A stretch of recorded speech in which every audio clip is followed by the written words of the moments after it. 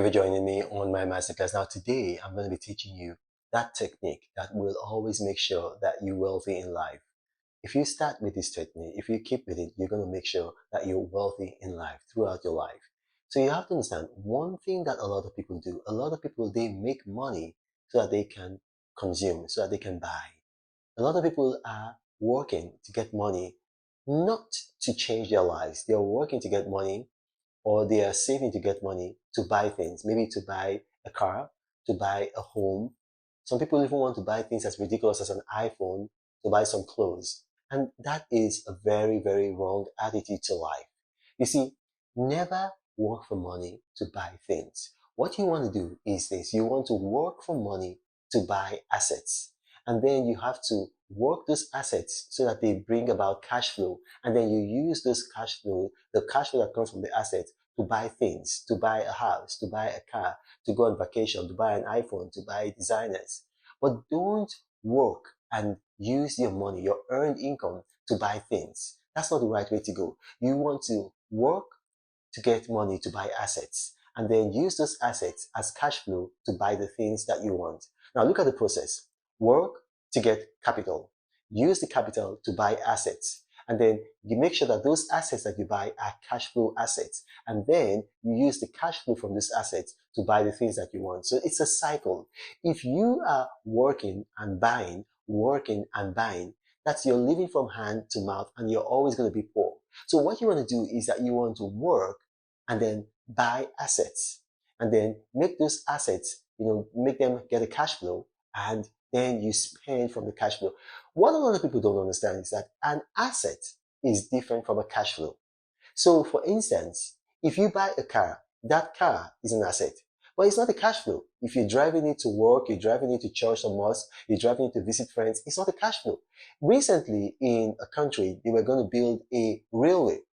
And then the governor of the central bank of that country was telling the government that, listen, why are you building a railway in this zone of your country, which is not an industrial zone? I think it was a place where the president came from. This place is not an industrial zone. So what you do is you're building a railway to transport people from their houses to go and see their girlfriends, or to go and see their wives or their in-laws, or to go for parties. That's not an investment. That is actually consumerism on a grand scale. But if you build a railway from a farm to a port, then that makes sense, because you're transporting goods to where they can be taken out of the country to be sold, and you get foreign exchange in return. So you use that foreign exchange to improve your economy, and then your farmers, people who are productive, can have extra income to go and meet their wives, their girlfriends, their in-laws, and have parties. So you see, even on a national level, you apply this logistic, you apply this logic, you apply this reasoning, this strategic reasoning. So when you are working, do not use your earned income to buy things. So if you have a job right now, and then you have a plan, okay, these are the skills of preferences that I have, and then on that you have an iPhone, or you have a car, or you have like maybe a house, it's the wrong thing that you're using your money for. I know it seems wise in your own sense, but it's actually wrong.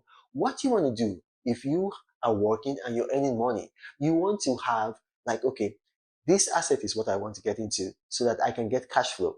And then next, I'll go into this asset so I can get cash flow. So I'm going to give you a practical example. Say you're working, for instance, now, and you're earning $1,000 every month. So you have your needs. You got rent to pay. You have to eat. And then you also have to get from where you live, your residence, to your office or to your business.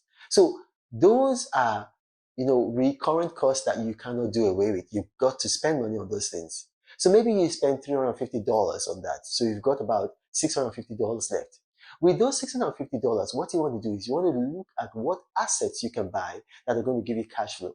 So the very first asset that you want to buy, if you have $650, because obviously you can't buy a house with $650.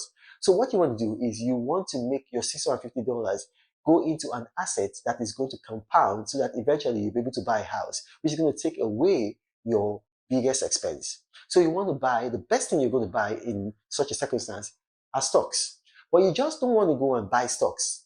You want to index. You want to index, because when you're indexing, it's going to give you an idea of which stocks to buy that are going to give you cash flow. And if you don't know how to index, if you watch the video that I did before this video, which is the video I did yesterday, it's going to tell you how to index.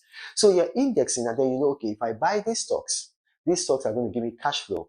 They're going to give me every year a yield. And then also the stocks themselves are going to increase in value. So you buy those stocks. The next month, you've got another $650, which are income that you should have saved. But you don't want to save money in the bank, because if you save money in the bank is not going to give you a rate of interest that is higher than inflation. So in other words, your money is getting smaller and smaller. So you take that $650 and say, okay, what am I going to do? You index crypto. And then you know which cryptos are going to go up. You're not like the rest of the public that are just putting money because they have a hunch. You index crypto. So you put your money into that crypto, and then the crypto becomes a cash flow asset. And then now you've got assets from stocks, you've got assets from crypto.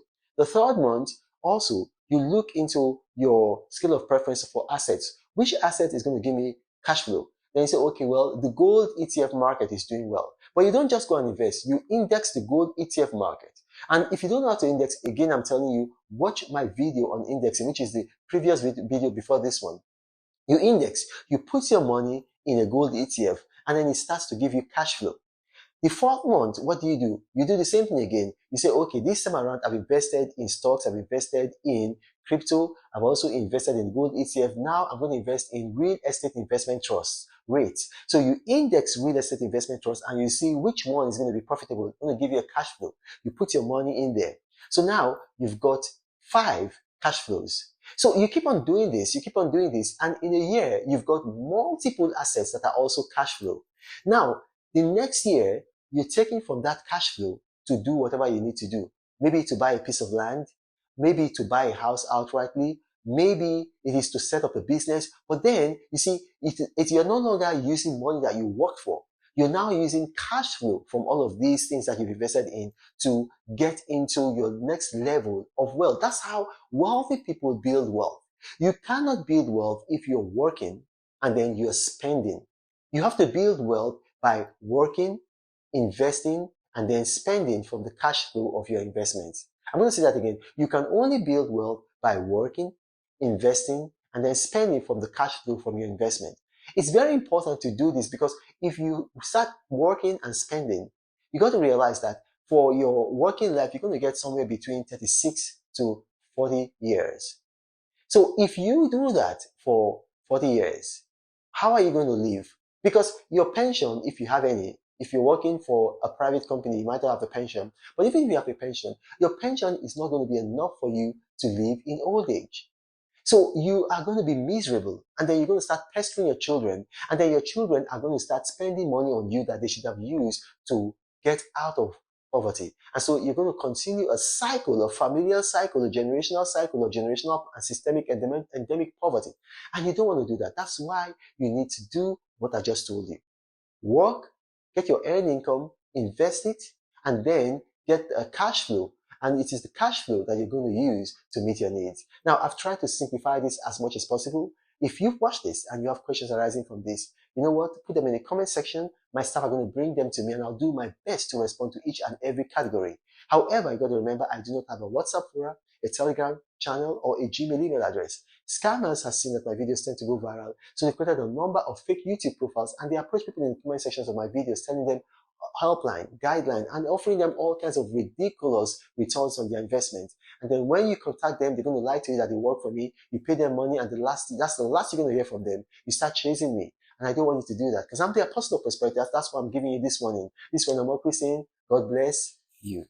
No travels all around the world. I hope you get inspired about what you see. Apostle of greatness, Reno is a master. Only one man against the whole world in large. Fighting with the monsters, poverty I can't stand. That's why Reno is